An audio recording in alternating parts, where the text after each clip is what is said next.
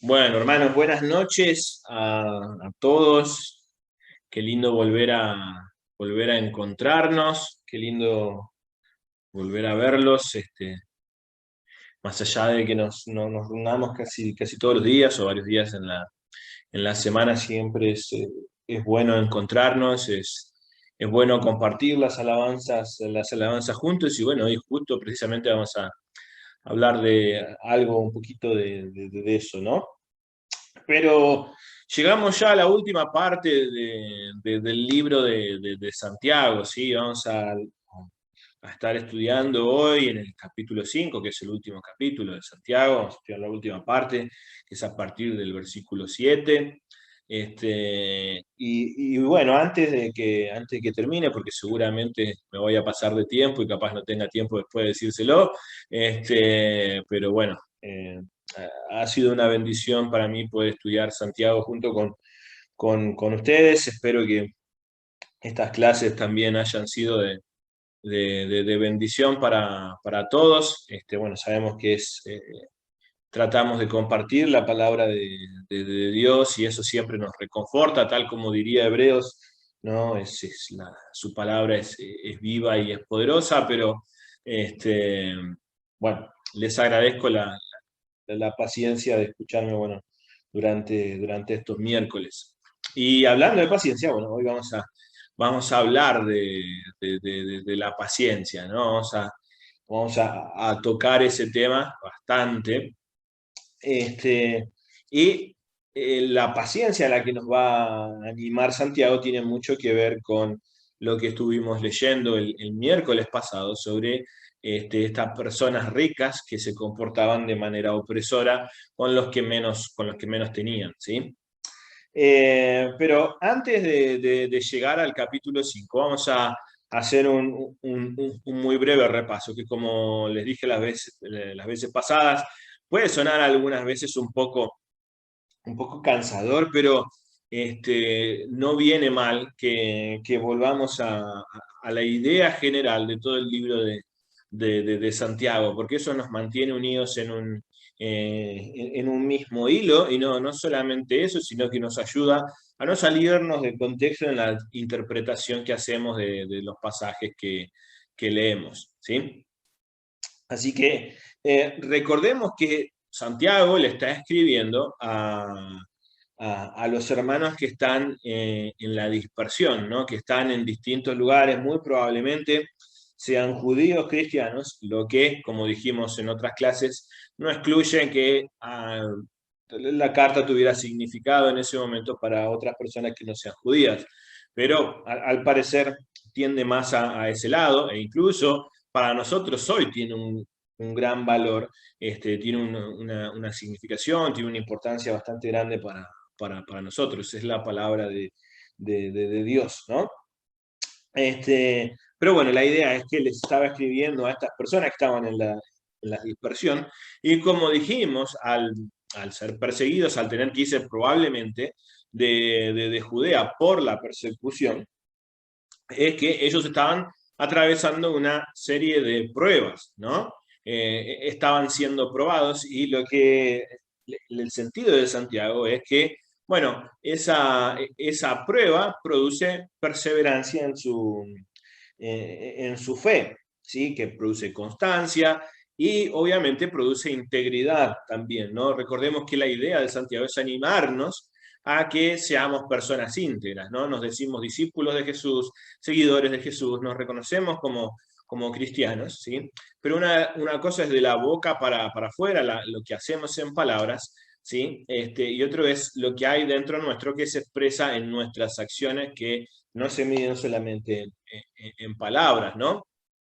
Entonces, como dijimos, nos anima a ser íntegros, ¿sí? Lo que nosotros decimos, que sea realmente algo que está dentro de nosotros, y que eso que está dentro de nosotros pueda expresarse finalmente en acciones, ¿no? Y en contrapartida nos pone esta imagen de las personas que son de doble ánimo o de doble mente, ¿no? Que, bueno, son aquellos que se dicen ser cristianos, pero sus obras no acompañan la fe que ellos dicen que tienen, ¿no?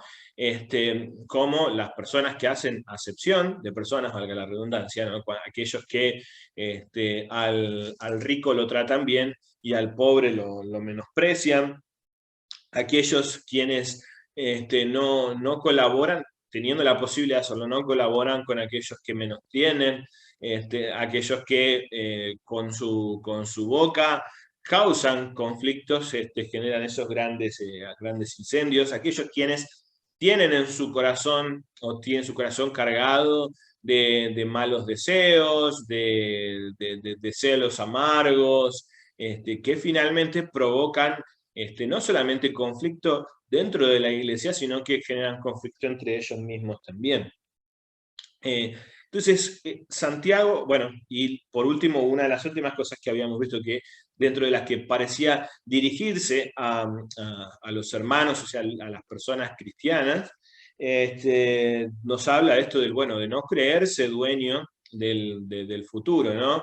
A aquellas personas que capaz tenían una posición más holgada, ¿sí?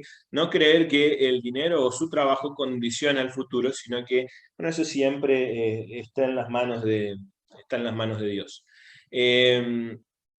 Así que finalmente, cuando llegamos al capítulo 5, ¿sí?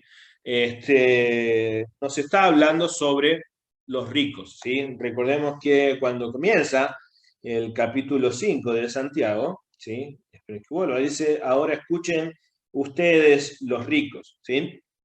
Y hace una condena no por el hecho de ser ricos, sino que les está hablando a las personas que eran ricas y que oprimían a los demás, ¿sí? Precisamente para eso, para valerse de esas ganancias que recaudaban a costa de los más pobres, ¿sí? Y no solamente por el hecho, ¿se acuerdan que nosotros habíamos hablado? No solamente por no pagarle su jornal, sino por precisamente valerse de muchos engaños, ¿sí? O valerse de estafas, precisamente para no tener que pagarles el jornal. Pero bueno, estamos en ese panorama, ¿no? Estamos en ese panorama en el cual Santiago nos presenta esta idea de, bueno, animarnos a ser íntegros, animarnos a tener una fe coherente, en contraposición con lo que él critica, que es esta mentalidad de doble ánimo, ¿sí? Pero él nos anima, ¿sí?, a ser íntegros aun cuando las pruebas aparecen, ¿no? Y él dice que, bueno, esas pruebas producen constancia en nosotros. Y bueno, vamos a leerlo mejor, vamos a irnos al capítulo 1 de Santiago, así escuchamos las mismas palabras de Santiago que van a ser mucho más claras. Así de Santiago capítulo 1, vamos a leer a partir del versículo 22, perdón, del versículo 2.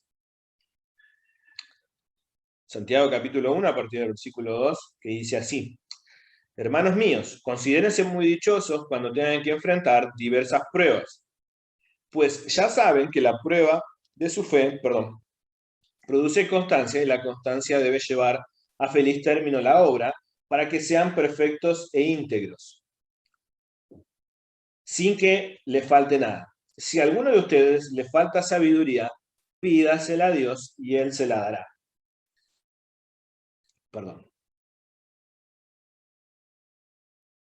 Pues Dios da a todos generosamente sin menospreciar a nadie, pero que pida con fe, sin dudar, porque quien duda es como las olas del mar, agitadas y llevadas de un lado a otro por el viento. Quien es así, no piense que va a recibir cosa alguna del Señor.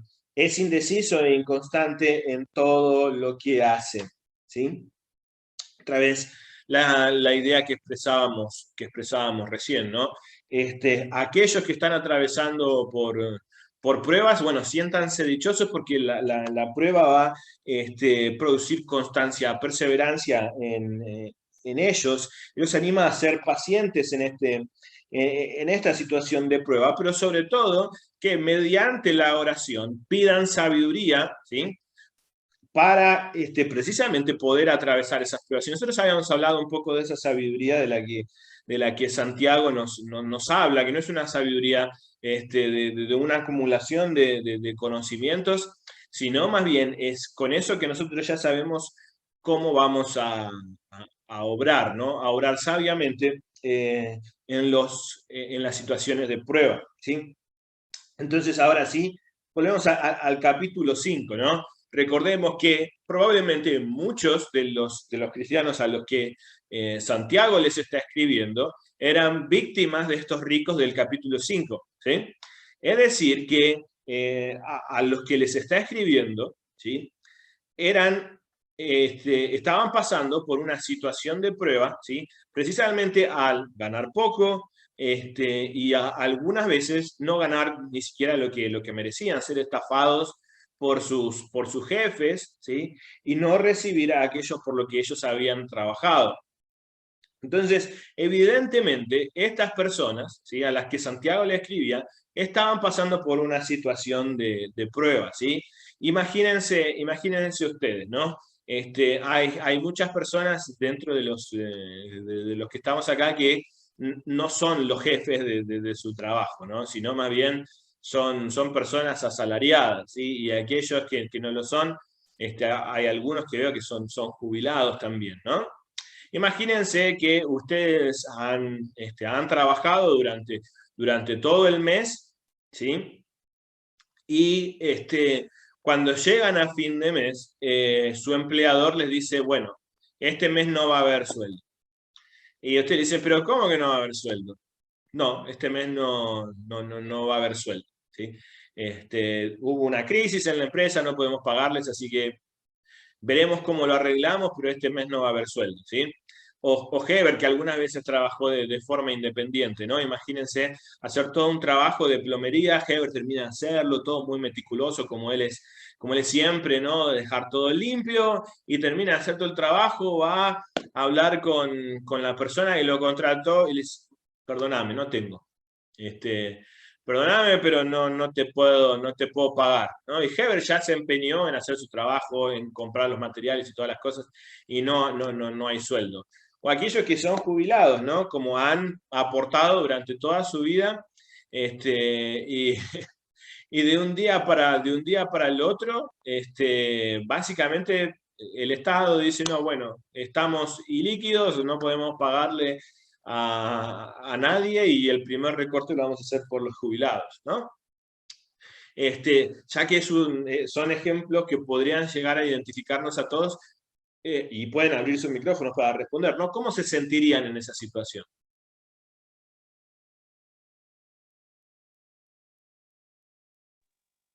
Bueno, ya que estabas hablando de mí, bueno, a mí me pasó hacer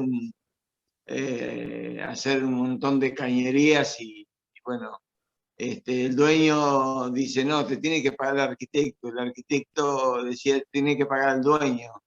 El arquitecto vivía en la provincia, no sé en dónde, y el dueño, bueno, donde yo hice el trabajo, que vivía acá en Malavia, y así me tenían y no cobré un mango.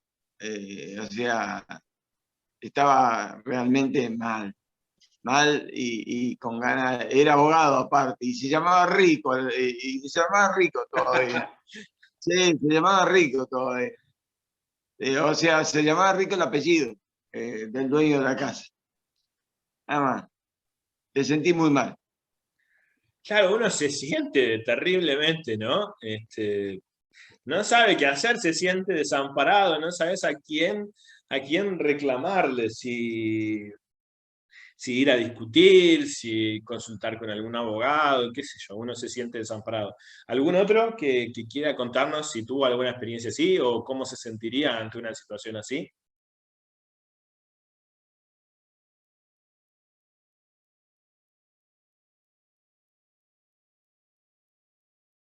Sin palabras parece Dani. Dani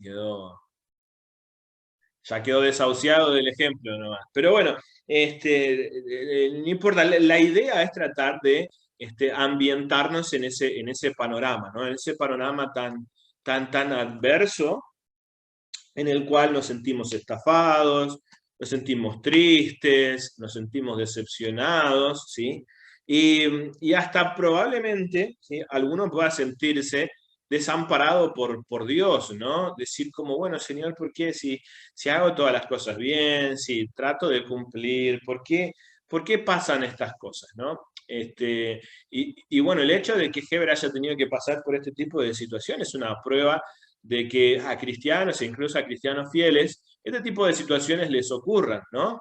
Nadie está exento de que esas cosas nos pasen. ¿Por qué? Porque vivimos en un mundo caído, ¿sí? Tenemos que reconocer que hay una existencia del mal en el mundo en el que vivimos, ¿sí? Una vez hablaba con un muchacho que con un chofer que nos llevaba al aeropuerto y veíamos que pasaban, ¿sí? Al lado del taxi, todos varios autos pasando como a mucha velocidad. Justo los días anteriores habían habido problemas por picadas. No sé, no me acuerdo si era en General Paz o en la que va después de General Paz hacia el aeropuerto. Pero hablábamos con él y decíamos como, bueno, uno puede cuidarse, ¿no? Uno puede, obviamente, estar libre de tener una cantidad excesiva de alcohol en la sangre o pasar el límite legal, puede manejar dentro de las velocidades apropiadas, puede ir por el carril que le corresponde, respetando todas las normas que le corresponden, pero si hay algún loco que, no sé, salió sin rumbo y va alcoholizado o va muy cansado y va manejando imprudentemente, y probablemente se choque y algunas veces se choca solamente contra el guarrayo y otras veces se choca contra otras personas que no tenían nada que ver, ¿no? Es una plena injusticia. Y esa es la sensación que tenemos, la sensación de injusticia, ¿no? De haber hecho las cosas como tenían que ser, de buscar no solamente hacerlo porque sí, porque debe ser así nada más, sino porque realmente queremos agradar a Dios en nuestro corazón y queremos servir a los demás de de la mejor manera, pero aún así sufrimos, somos objeto de esa injusticia. Vamos a ir al capítulo 5 de Santiago y vamos a leer los versículos 5 y 6 para tratar de ponernos un poquito en contexto y captar esta idea que estamos teniendo, captarla en el texto, ¿no?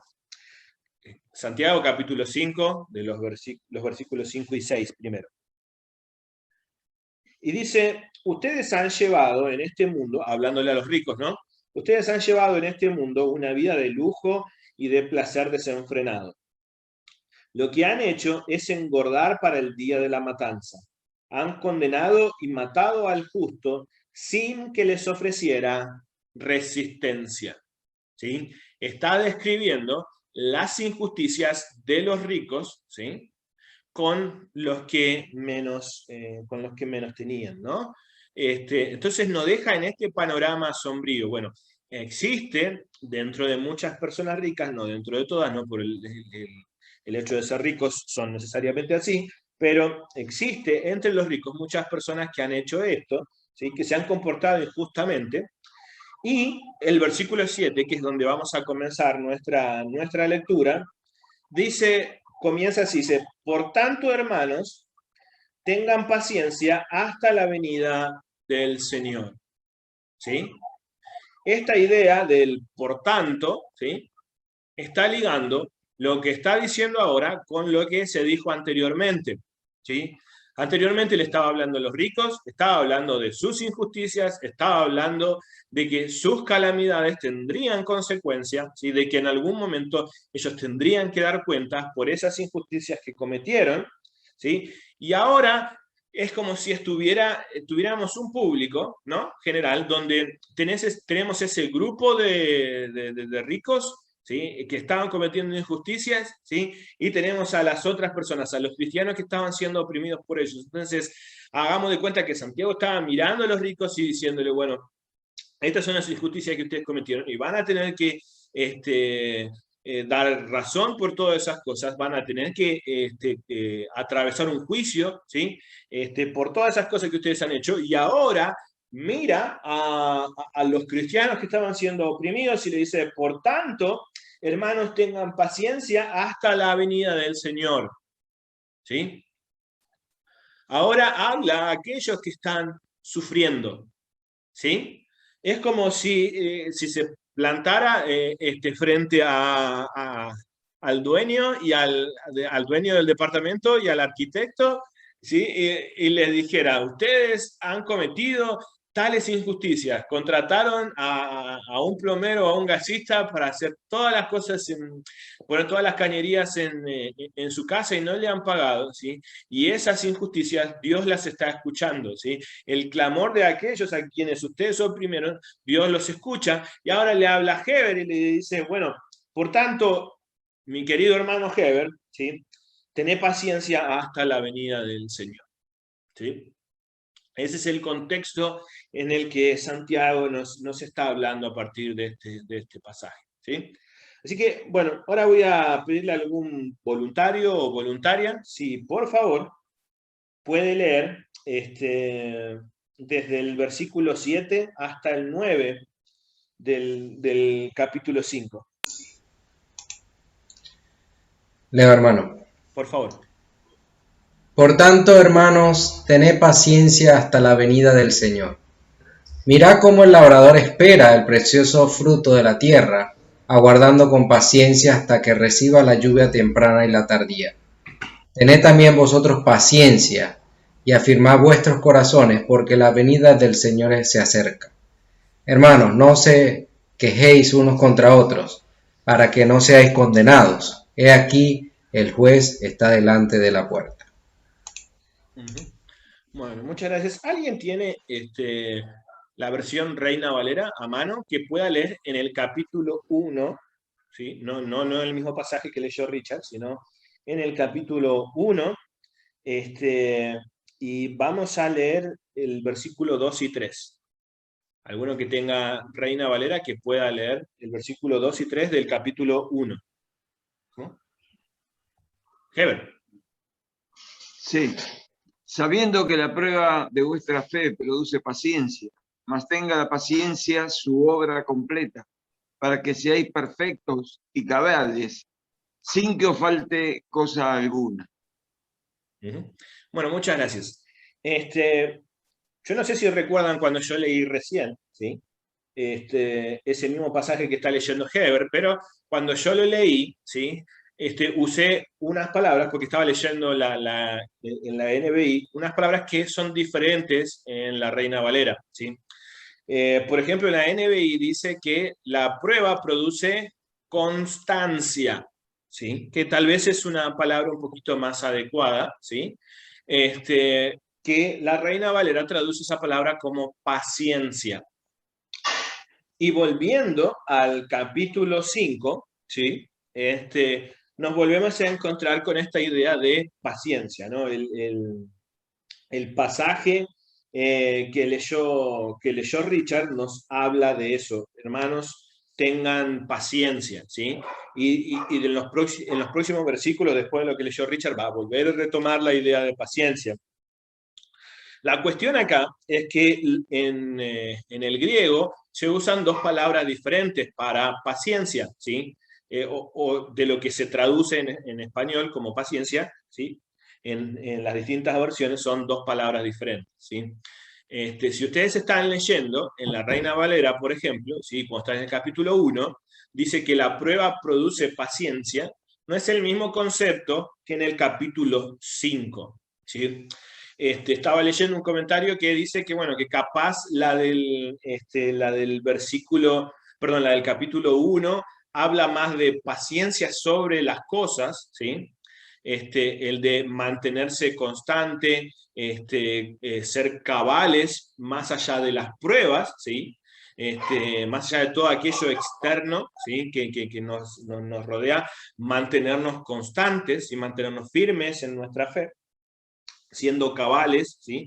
Es decir, no solamente manteniéndonos como creyentes, sino seguir actuando como tales, mientras que la paciencia del capítulo 5 tiene que ver más con las personas, ¿sí?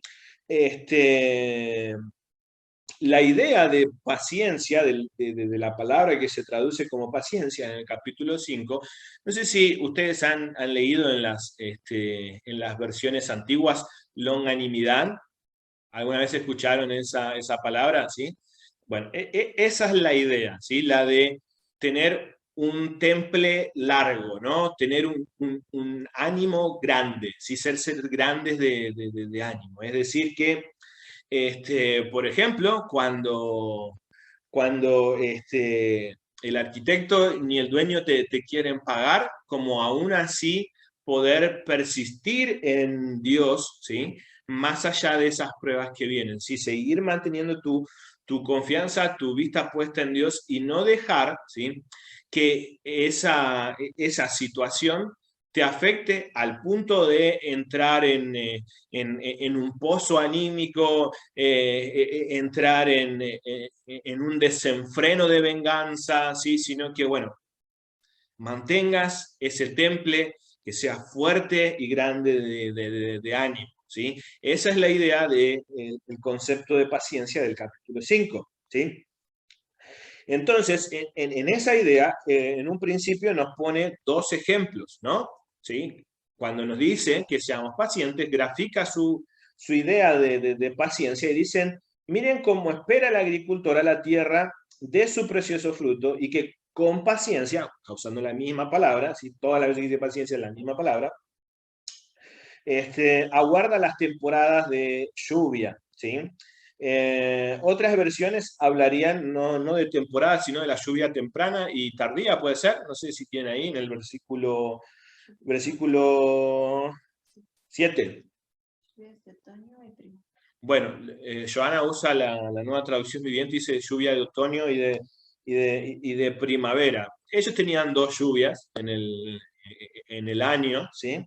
No recuerdo bien, creo que es una en marzo y otra en octubre, no lo tomen como algo cierto porque no lo recuerdo bien. Pero la idea es que sabía que el agricultor, ¿sí? Plantaba, ¿sí? Cultivaba o sea, lo que quisiera trabajar, y él dependía de esas lluvias, ¿sí? Para que finalmente diera fruto, ¿sí? Si esas lluvias no venían, lo que él estaba sembrando no lo iba a poder cosechar, ¿sí? Y él, como, bueno, aguardaba ese momento, ¿sí? Aguardaba el momento de poder cosechar su fruto, sabiendo, ¿sí? Que iban a venir las lluvias tempranas o tardías, o esperando que llegaran esas lluvias tempranas y tardías, la lluvia de otoño y de primavera, ¿sí? Así también nos está animando Santiago a que nosotros esperemos, ¿sí? Es decir, que nosotros no somos quien debemos buscar justicia, ¿sí? Por sobre esas injusticias que nos pasan, ¿no? No tenemos que, en el sentido de decir, bueno, no tenemos que vengarnos por nuestras propias manos, ¿no? Como diría Heber alguna vez, capaz nos dan ganas de imponerle las manos a las personas que obran injustamente con nosotros, pero no es nuestra función hacer eso, ¿sí? No es nuestra función entrar en guerra con ellos, no es nuestra función tampoco ponernos ansiosos, ¿sí? O no debería ser algo que nos tenga que afectar así. Y les digo que, ¿se acuerdan que yo les decía, ¿no? Algunas veces me siento cacheteado por Santiago, ¿sí? Porque precisamente es una de las cosas con las que más lucho, ¿no? Soy una persona que, por ejemplo, tiende a querer controlar todos los factores que le rodean, ¿no? Y cuando veo que hay alguna cosa como que se me va un poco de control, empiezo a sentirme ansioso, ¿no? Y bueno, y ahora que no tengo plata, ¿cómo vamos a hacer? Tenemos que pagar el alquiler, tenemos que pagar la luz, no sé, tenemos que pagar todas las obligaciones que tengamos que pagar, cómo vamos a hacer, no sé, todas esas preocupaciones, ¿sí? Generalmente a mí me cargan y termino estresado, tenso, malhumorado, ¿sí? Y precisamente es a lo que nos está animando Santiago a no hacer, ¿sí? Santiago nos está animando a, bueno, ser de un temple largo, ¿no? De poder esperar en Dios, en de depositar nuestra confianza en Dios, y saber quién está con nosotros, y sobre todo cuando pasan este tipo de injusticias, ¿no? ¿Sí? No buscar la venganza por nuestras propias manos, no entrar en ese pozo de desánimo, o en ese, no desanimarnos, ¿no? Porque Santiago va a hablar de eso, pero no entrar en ese círculo vicioso y hasta casi que espiralado, que cada vez nos lleva de mal en peor, de mal en peor, y cada vez vamos cayendo más, ¿sí? Sino que nosotros pongamos nuestra confianza en Dios, ¿sí? Nosotros sabemos muy bien que en el mundo en el que vivimos, es un mundo caído, es un mundo quebrado, y que las injusticias nosotros no las podemos controlar, ¿sí? Nosotros vamos a vivir en un mundo que lamentablemente es injusto, ¿sí? Y nosotros, ¿en quién esperamos? ¿Sí? Nosotros esperamos en Dios. Porque va a llegar el momento en el que nosotros vamos a vivir eternamente con Él, cuando Él restaure toda su creación, habite entre nosotros, y ese es el momento en el que no va a haber más injusticia. Y mientras tanto, nosotros diremos: Señor Jesús, ven pronto, ¿sí? Nosotros deseamos, anhelamos vivir en ese reino completo de justicia, ¿sí? Porque reconocemos que este mal no es algo propio de lo que Dios creó, ¿sí? Sino que este mal es el mal que entró en el mundo, que hizo que toda esta generación viviera quebrada y caída por el pecado. Pero nosotros tenemos nuestra vista puesta en Dios. Sabemos que vamos a sufrir injusticias, pero aún así esperamos en Dios. Así que también manténganse firmes, aguarden con paciencia la venida del Señor, lo que estábamos hablando. No se quejen unos de otros, hermanos, para que no sean juzgados. El juez ya está a la puerta, ¿sí? Quien va a juzgar todas las cosas, ¿sí? Es nuestro Señor, y vendrá pronto, ¿sí? Él va a venir, ¿sí? Es una certeza que nosotros tenemos. No es nuestro trabajo tampoco empezar a poner fechas de cuándo va a venir, ¿sí? En esta situación en la que vivimos, de pandemia, y algunas veces de distintas situaciones que producen el caos, ¿sí? Se trata todo el tiempo de poner, bueno, de tratar de determinar, bueno, estos sí son los últimos tiempos, ahora sí, como todo el mundo se va a caer. No sabemos si va a ser hoy, si va a ser mañana. Nosotros, como hijos de Dios, esperamos que el Señor venga pronto. Y si no viene mientras nosotros estamos vivos, nosotros igual nos regocijamos en que en algún momento vamos a estar con Él en un reino de completa justicia, amor y misericordia, ¿sí? Dice: hermanos, tomen como ejemplo, versículo 10, de ejemplo de sufrimiento y de paciencia a los profetas que hablaron en el nombre del Señor, ¿sí? Precisamente el Señor Jesús, ¿sí? Cuando está en el Sermón del Monte, recordemos que Santiago toma mucho del Sermón del Monte. Incluso vamos a leer un pasaje ahora dentro de poquito que es prácticamente igual al que aparece en el Sermón del Monte, ¿sí? Pero él dice que nosotros nos sintamos dichosos cuando por su causa nosotros sufrimos, ¿sí? Y Santiago también va a retomar esa idea, ¿sí? Porque Jesús decía que así también los profetas que lo precedieron, ¿sí? También sufrieron a causa de esas mismas injusticias, ¿sí? Así que una idea interesante es que cuando nosotros pasamos por momentos de injusticia, pasamos por momentos de prueba, cuando sufrimos de ciertas aflicciones por servir al Señor, ¿sí? Recordemos esto, porque no estamos hablando de cualquier padecimiento, ¿sí? Vamos a hacer una cosa, vamos a leer un pasaje, vamos a irnos a el libro de Primera de Pedro, ¿sí? Y vamos a ir al capítulo 4. Vamos a leer del versículo 12, a ver,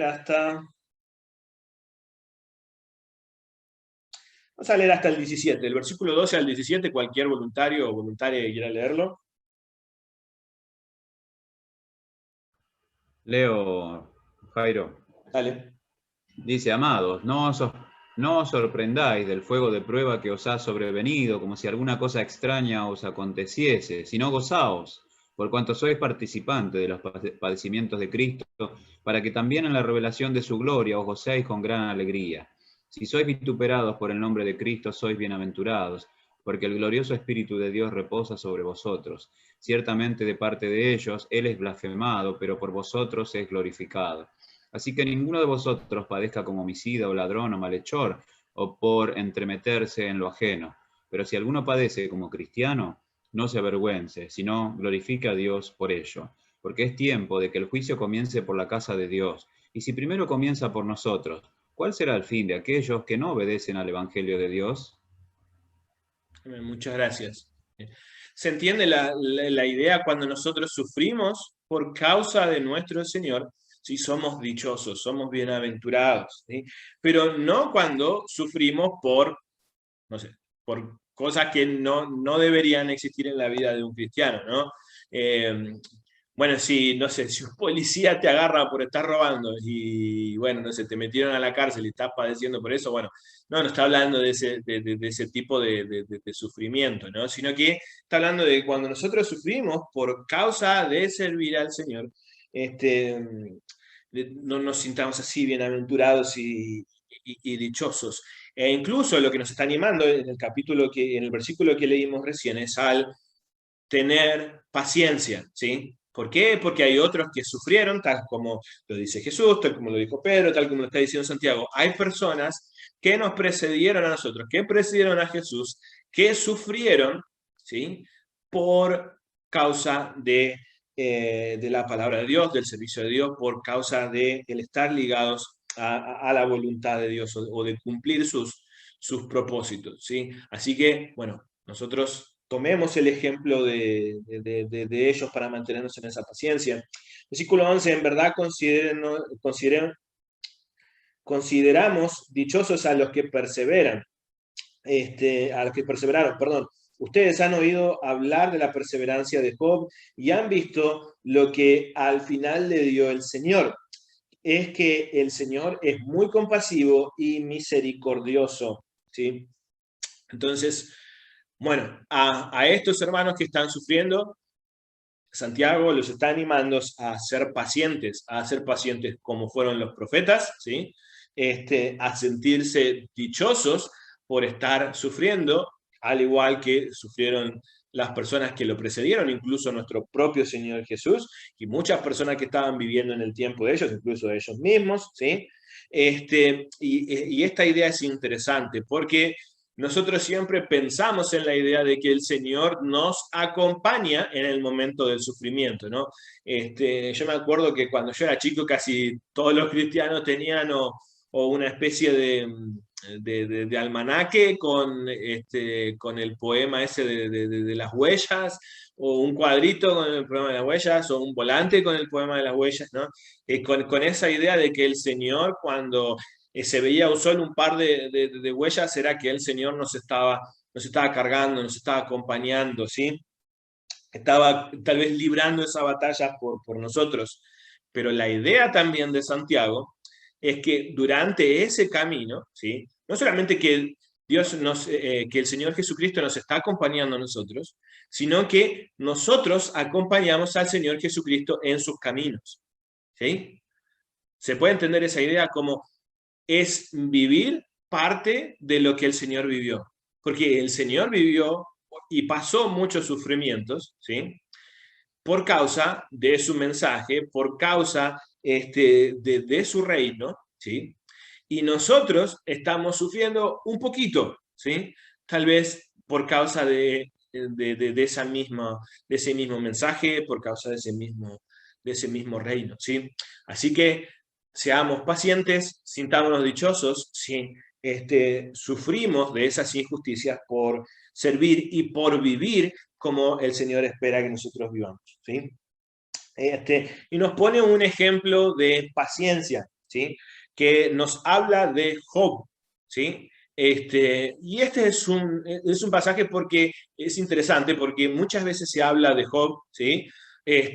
como un ejemplo de alguien que hizo todas las cosas, bien, incluso cuando estaba pasando por sufrimientos. Y Job, si ustedes leen el libro de Job, van a ver que Job en algún momento tiene una postura un poco desafiante con Dios, ¿no? Y cuando Dios aparece, finalmente, cuando Dios habla, como que casi que lo pone en su lugar, ¿no? Entonces, ahora nosotros tenemos una idea un poco romántica de quién es Job, ¿sí? Y este pasaje no está tratando de romantizar todo eso, sino que él está diciendo, bueno, vean la perseverancia, ¿sí? De Job, o la paciencia de Job, y han visto lo que al final le dio el Señor, ¿sí? Tengamos en cuenta algunas cosas. Bueno, Servando habló el domingo, ¿sí? Hizo referencia al ejemplo de Job, ¿no? Y la cuestión con Job es que él no merecía todas las calamidades que le sobrevinieron, ¿sí? Recuerden que se le aparece el Satán a Dios como, bueno, diciéndole que Job estaba sirviéndole bien, o sea, el Señor le dice que mirara a su siervo Job, ¿sí? Y él le dice, bueno, él te está sirviendo bien, él no está haciendo nada malo, pero porque vos lo cuidás, vos lo tenés ahí entre algodones, le das un montón de cosas y es por eso que él está así, ¿sí? Déjame que yo lo toque, que sufra un poco y a ver si él se mantiene igual. Y la cuestión es que Job, ¿sí? Cada vez que va sufriendo de todas las calamidades que le sobrevienen, tanto a sus hijos, a sus propiedades y a él mismo, ¿sí? Él sabe que él no había hecho nada, ¿sí? No había cometido nada para que esas calamidades le sobrevinieran. Mientras que sus amigos, ¿sí? Le decían, bueno, algo tenés que haber hecho, ¿sí? Entre sus amigos y su esposa, y hasta el punto de decirle, bueno, mirá, Job, mirate cómo estás. Sí, mirá cómo se te ve. Estás en la peor situación de todas. Maldecía al Señor de una vez para que te mate de una buena vez por todas y todo esto se termine. Y Job sigue reconociendo siempre lo mismo. Yo no he hecho nada malo para que me sobrevenga este mal. ¿Sí? Y bueno, finalmente, ¿sí? Dios dice que le da mucho más de lo que él antes tenía. ¿Sí? Y nosotros haciendo una lectura rápida y no entendiendo bien lo que nos está diciendo Job, podemos decir, bueno, Satanás nos puede atacar, pero si nosotros nos mantenemos fieles, ¿sí? Entonces Dios nos va a dar el doble. ¿Sí? Recordemos que una de las primeras cosas que perdió Job fueron sus hijos. ¿Sí? Imagínense los que tienen hijos, ¿sí? Ahora, imagínense si les dicen, bueno, miren, van a morir tus hijos, pero te voy a dar unos que son más lindos. ¿Qué dirían ustedes? ¿Sí? Yo ni siquiera quisiera hablar en uno por uno poniéndolos como ejemplos para no tener que enfrentarlos a esa situación en particular. ¿Sí? Entonces, no es que Dios le pagó a Job por todo lo que había sufrido, ¿sí? Sino que lo que le estaba mostrando a Job y lo que nos está mostrando a través del libro de Job, ¿sí? Es que cosas malas, cosas injustas le pasan a los que son buenos cristianos, a los que son, bueno, buenas personas, a los que sirven a Dios, ¿sí? Job no era un buen cristiano porque, bueno, obviamente Cristo no había nacido, pero como la idea es que aquellas personas que hacen el bien, que son justas, ¿sí? Son tratadas con injusticia, ¿sí? Y que nuestra mirada no está puesta en esas injusticias, sino que nuestra mirada está puesta en Dios, ¿sí? Hay algunos autores que hablan sobre, bueno, la virtud en el libro de Job es que le está enseñando de que la famosa frase, ¿no? No hay mal que dure 100 años, o que los males no van a ser para siempre, ¿sí? Y en realidad no sé si ese es el foco. Yo creo que el foco es más bien como, bueno, va a haber momentos buenos y va a haber momentos malos, ¿sí? Y esos momentos se van a alternar en nuestras vidas. Y eso no tiene que ver con lo que nosotros hagamos. Podemos ser buenos siervos de Dios, podemos ser personas justas como Job, ¿sí? En nuestro caso podemos ser buenos cristianos, podemos ser buenos servidores de nuestro Señor, pero eso no nos garantiza que pasemos por injusticias. En los momentos de injusticias, en los momentos de mayor pesar, es quien nosotros debemos mantenernos firmes, constantes, perseverantes, ¿sí? Puesta nuestra mirada en el Señor en quien nosotros confiamos, ¿sí? En los momentos de prueba no es cuando tiene que empezar a vacilar nuestra fe, sino que nuestra fe cuando es probada, ¿sí? Produce constancia. ¿Mm? Vamos a avanzar, hay mucho más para hablar de eso, pero si no nos vamos a quedar sin tiempo. Dice, otro de los consejos, ¿no? Bueno, hasta ahora, a aquellas personas que estaban pasando por situaciones de injusticia, Santiago los anima a mantenerse pacientes, a ser pacientes y esperar en el Señor, ¿sí?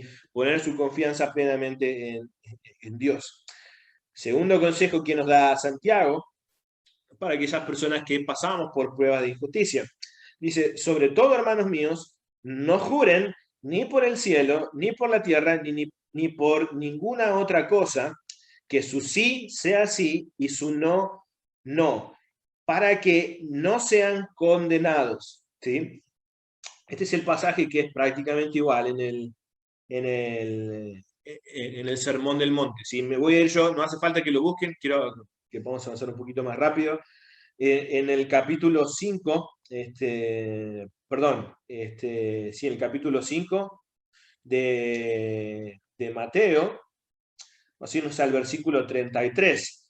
Dice, también han oído que se dijo a sus antepasados, no faltes a tu juramento, sino cumple con tus promesas al Señor, pero yo les digo, no juren de ningún modo, ni por el cielo, porque es el trono de Dios, ni por la tierra, porque es el estrado de sus pies, ni por Jerusalén, porque es la ciudad del gran rey. Tampoco jures por tu cabeza, porque no puedes hacer que ni uno solo de tus cabellos se vuelva blanco o negro. Cuando ustedes digan sí, que sea realmente sí, y cuando digan no, que sea no.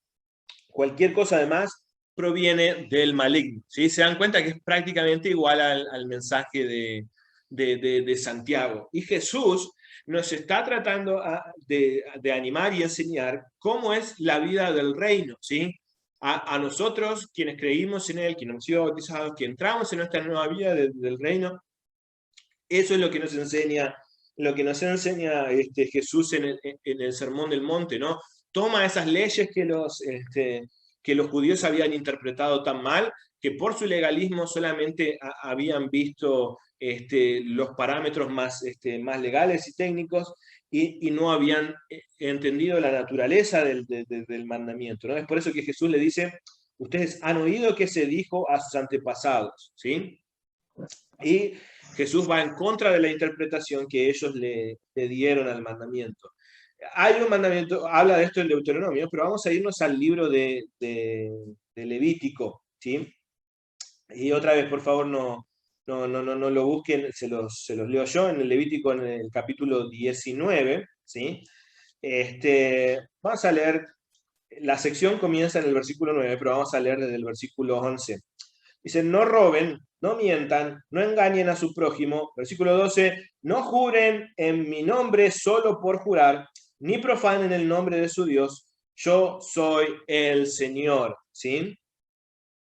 Y bueno, vamos a tratar de pensar sobre estos dos pasajes, ¿no? Leímos que en Santiago que no debíamos jurar por el nombre del Señor, que nuestro sí sea sí, que nuestro no sea no, o que no juremos en vano, perdón, que en Mateo que no juremos ni por el cielo, ni por la tierra, ni por Jerusalén, ni siquiera por nuestras cabezas, ¿sí? Que nuestro sí sea sí, que nuestro no sea no, y leemos en Levítico que dice que no juren en su nombre solamente por jurar, ¿sí?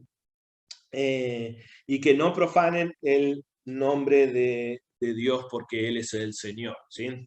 Yo me crié muchas veces con la idea de que, bueno, está mal jurar, ¿sí? Los cristianos no juramos, capaz prometemos, pero no juramos, ¿no? Casi que era como, bueno, Dani subimos el podcast de Dani, de que por qué los cristianos no hablamos con malas palabras, ¿no? Casi que el jurar era mala palabra, ¿no? Yo no podría decir jurar porque era un cristiano. Y yo veía que mis compañeritos en la escuela como decían, no, yo te lo juro, te lo juro por mi mamá, te lo juro por mi hermana, te lo juro por no sé quién, y yo no me acuerdo cómo era la seña, no sé, capaz Dani si se acuerda, que hacían como que, no sé, como que... Ah, una cruz. Ah, bueno. Y que bueno, te lo juro, y se hacía esa seña, ¿sí? Como una muestra de que lo que estaba diciendo, tratar de convencer al otro de lo que estaba diciendo estaba bien. Y como algunas veces yo decía, bueno, no sé, pasó tal cosa, y me decían, ¿lo jurás o me lo jurás? Y entraba un dilema dentro de mí, no, pero yo soy cristiano, yo no puedo jurar, ¿qué voy a hacer ahora? Y bueno, yo creo que el tema no está tanto en usar la palabra jurar o hacer un juramento, ¿sí?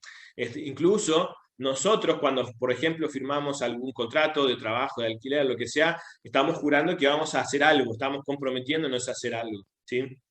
Y no es de lo que está hablando Santiago, ¿sí? Ni es de lo que está hablando Jesús, ¿sí? Para eso es interesante que entendamos un poco lo que nos estaba hablando Levítico, ¿sí? Los versículos previos, el 9 y el 10 de los que nosotros leímos, ¿sí? Tienen que ver también con las responsabilidades sociales que nosotros tenemos con los demás. Y recuerden que Jesús dijo que la ley podría resumirse en amar a Dios con todo tu corazón, con toda tu fuerza, con toda tu alma, y amar al prójimo, ¿sí? Esta sección, o este mandamiento en Levítico de no jurar, ¿sí? Entra en el grupo de amar al prójimo, ¿sí? Entra en el grupo de leyes de el amor al prójimo, ¿sí? ¿Por qué? ¿Qué es lo que estaba tratando de decir todos estos pasajes? Están tratando de decir todos estos pasajes, es que nosotros no tratemos de engañar a los demás con nuestro juramento, ¿sí? No tratemos de manipular a los demás con nuestro juramento, ¿sí? Es decir, yo trato de hacer grandilocuente mi juramento, decir, bueno, te lo juro por Dios, ¿sí? Para que sea creíble, ¿sí? Porque lo que yo digo no puede ser creíble, ¿sí? Incluso había algunas enseñanzas, se cree que había algunas enseñanzas rabínicas para el tiempo de Santiago, que decían que a menos que vos no juraras por el nombre de Dios, ¿sí? Entonces tu juramento no tenía que ser sí o sí cumplido, ¿sí? Si vos no jurabas, vos decías, lo juro por fulanito, o lo juro, nada más, ¿sí? Entonces vos si querías podías fallar a ese juramento, ¿sí? Esa era la idea que ellos tenían, ¿sí? Y eso era fallarle a los demás, era mentirle, era engañarles a los demás, ¿sí? E incluso se supone que como ellos tenían tan en alto el nombre de Dios y no querían jurar en contra perdón, no querían jurar el nombre de Dios y profanar su nombre, entonces usaban algunas otras palabras que sonaran grandilocuentes también, ¿sí?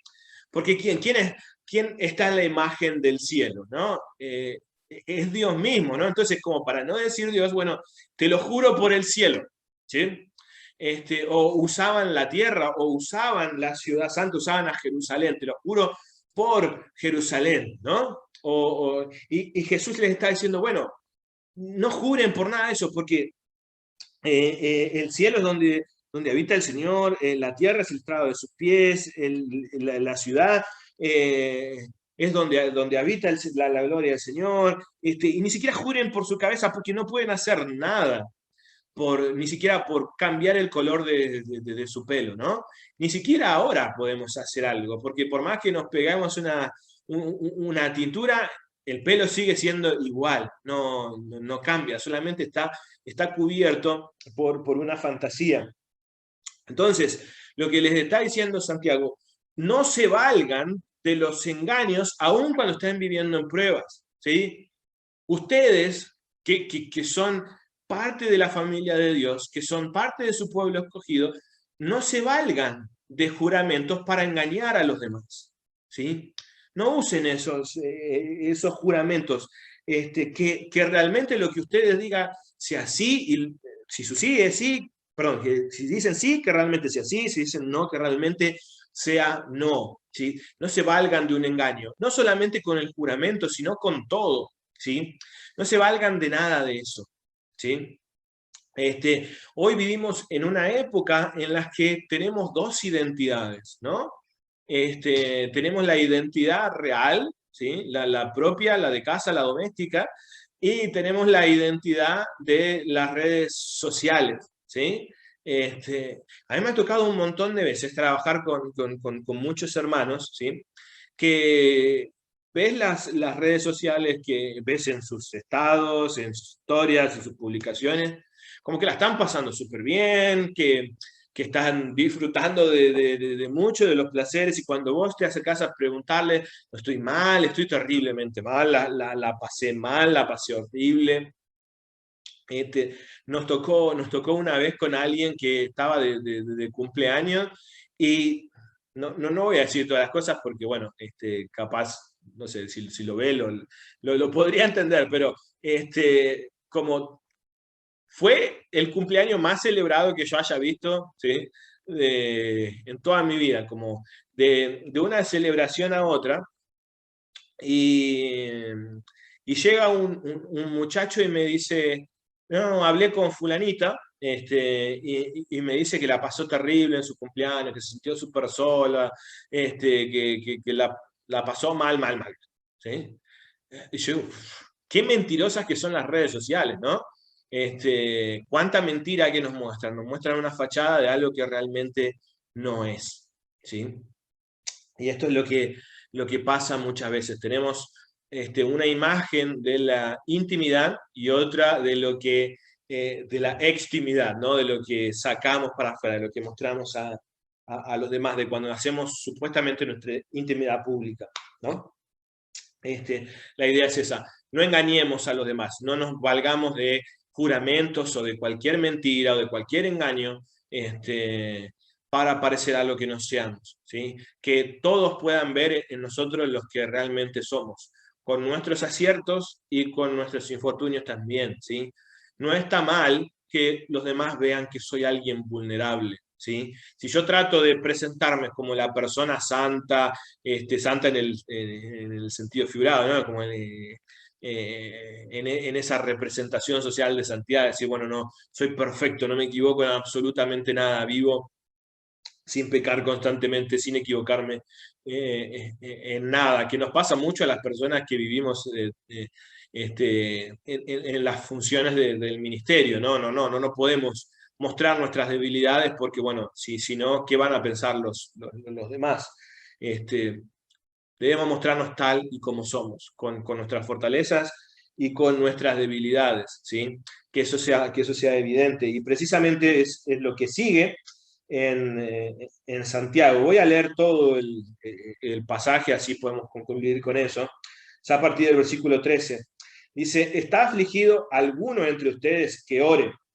¿Está alguno de buen ánimo que cante alabanzas? ¿Está enfermo alguno de ustedes? Haga llamar a los ancianos de la iglesia para que oren por él y lo buscan con aceite en el nombre del Señor. La oración de fe sanará al enfermo y el Señor lo levantará. Y si ha pecado, su pecado se le perdonará. Por eso confiésese unos a otros sus pecados y oren unos por otros para que sean sanados. La oración del justo es poderosa y eficaz. Elías era un hombre con debilidades como las nuestras, con fervor oró para que no lloviera y no llovió sobre la tierra durante 3 años y medio. Volvió a orar y el cielo dio lluvia y la tierra produjo sus frutos. Hermanos míos, si alguno de ustedes se extravía de la verdad y otro lo hace volver a ella, recuerde que quien hace volver a un pecador de su extravío, lo salvará de la muerte y cubrirá muchísimos pecados, ¿sí? Entonces, el primer consejo que nos dio es el de ser pacientes, ¿sí? En esperar en el Señor. El segundo, el de no valernos de engaños, ¿sí? A través de los juramentos. Y el tercero es que permanezcamos firmes en la oración, ¿sí? Dice, ¿está alguno afligido entre ustedes que ore? ¿Está alguno de buen ánimo que cante alabanzas? ¿Sí? Cuando uno está afligido, ¿sí? la idea es la de sufrir tristezas, ¿no? La de sufrir por las condiciones que nos rodean. Si hay alguno que está sufriendo, que ore, ¿sí? El buscar al Señor, el contarle por lo que estamos pasando, el expresarnos con Él. Dice, si está alguno de buen ánimo, que cante alabanzas. Y esta idea es interesante, ¿sí? Porque de buen ánimo es aquella persona que está en un ánimo firme, ¿sí? Que no está vacilando por la situación que está viviendo, sino que tiene su corazón en firmeza más allá de lo que pasa. Y hay comentaristas que piensan que la persona que está en la frase anterior es la misma, ¿no? Cuando estás desanimado, ¿sí? Cuando estás sufriendo, estás afligido, ora al Señor. Y cuando estás de buen ánimo, canta alabanzas, ¿sí? Regocijate en el Señor, ¿sí? Por eso mismo. No está diciendo, bueno, hay uno que usted está sufriendo injusticia y otro que la está pasando bomba, ¿sí? Y no está pasando por ninguna injusticia. No, es aquel que cuando está pasando por pruebas se siente afligido, y es aquel que cuando está pasando por pruebas igual está de buen ánimo, ¿sí? Bueno, vamos a seguir adelante. Había otras cosas más, pero vamos a seguir adelante. Dice, está enfermo, alguno de ustedes haga llamar a los ancianos, ¿sí? Y la idea de enfermos acá es también la idea de una persona que está pasando algún padecimiento, que está en debilidad. Y no se sabe a ciencia cierta si es un enfermo físico o alguien que está pasando por alguna debilidad espiritual, pero el consejo que da es que llame a los ancianos, ¿sí? Para que vayan a orar por él, ¿sí? Y la idea acá no es que los ancianos de la iglesia tienen una oración más poderosa que los demás, y bueno, dejemos que los ancianos oren porque son como esa especie de gurú o de chamán que va a solucionar los problemas de otros, sino que probablemente la idea también sea de que los ancianos van en representación de la iglesia, ¿sí? Y es la oración de todos a la que nos está animando acá Santiago también. Cuando habla de aceite, la palabra ungir con aceite probablemente sea como la de masajear o la de, ¿cómo se dice? Cuando untar el aceite. Y era una práctica común entre ellos hacer eso con aceite a las personas que estaban sufriendo como una especie de tratamiento o de ayuda terapéutica para los que estaban enfermos, ¿sí? No es que está diciendo, bueno, el aceite que llevan los ancianos cuando van a orar tiene un poder especial, sino que, bueno, los ancianos en representación de la iglesia se acercan a orar por aquellos que están pasando por una situación de debilidad espiritual o de enfermedad, y se preocupan por el bienestar de él, ¿sí? De poder ayudarlo, ¿sí? A que médicamente también pueda sobrepasar esa situación, ¿sí? Y otra vez, la idea acá no es que la fe o la oración por sí sola son las que sanan a las personas, ¿sí? Es Dios quien decide sanar a las personas, ¿sí? Y es solamente Dios quien tiene poder, ¿sí? Si fuera la oración quien sana, no habría personas que sufrirían, no habrían personas que pasen por todo lo que está diciendo Santiago antes, ¿sí? La idea es que nosotros tenemos que permanecer en oración por aquellos que están sufriendo, ¿sí? Dios sabe cómo va a ser, cómo va a obrar con esas personas, cómo va a responder con esas personas. Y lo que está esperando Dios es que nosotros nos acerquemos a Él pidiéndole por lo que nosotros necesitamos, ¿sí? Es esa oración la que finalmente restaura. Y nos pone el ejemplo de Elías, quien oró fervientemente, ¿sí? No para cambiar la voluntad de Dios, sino para torcerle el brazo a Dios, no para torcer la voluntad de Dios, sino para unirnos en su voluntad, ¿sí? Para poder permanecer en constante comunicación con Él. Y finalmente, los versículos 19 y 20 nos animan en este mismo sentido, a orar y preocuparnos por aquellos que están apartados, ¿sí? Es esa dedicación constante de la oración y la del acercarnos a los a los que están débiles, a los que están en pecado, a aquellos que están apartados, ¿sí? Porque nosotros, como la familia del Señor, ¿sí? Queremos vivir en comunidad, queremos vivir en su familia, queremos que estén todos cerca nuestros, ¿sí? Es nuestra responsabilidad acercarnos. Hay algunos que piensan que este último pasaje tiene que ver mucho con las funciones pastorales, ¿no? De cuidado, la de el ir a orar por los enfermos, el atender en sus necesidades, el de que se confiesen los pecados, ¿sí? El de poder contarles, ¿sí? A las personas que Dios ha puesto en la iglesia para servir, para guiar, cuáles son las cosas que nos están aquejando y que entre ellos mismos también puedan hacerlo, e incluso el de ir a buscar por aquellos que se han apartado, ¿sí? Muchas veces, como dije, aquellos que cumplen esas funciones pastorales lo hacen en representación de toda la iglesia, pero es un deber de todos nosotros el cumplir esto, el orar por los enfermos, el atenderlos en sus necesidades, el ir a buscar de aquellos que se están extraviando, ¿sí? Y gracias a Dios en nuestras comunidades se puede ver eso, ¿sí? Nosotros con Joana estamos tremendamente agradecidos. Cuando ella se fracturó, hubo hermanos, no quiero decir nombres, cada cual sabe cómo lo hizo y qué hizo, pero que han venido a visitarla, que la han llamado, le han mandado mensajes, que oraron, que se preocuparon. Esa es la idea que nos expresa Santiago en el último capítulo. Que ese amor con el que Cristo nos llegó con su mensaje y con su vida, ¿sí? Que se pueda expresar notablemente, ¿sí? Es esa fe con obras, ¿sí? Decimos que creemos en el Señor, le creemos a Él y vivimos como Él nos enseñó también, ¿sí? Hermanos, muchísimas gracias. Esto fue el estudio de Santiago hasta acá. Les agradezco muchísimo y perdón que me haya pasado todavía más de lo que me pasa normalmente. Los quiero mucho. Dios los bendiga.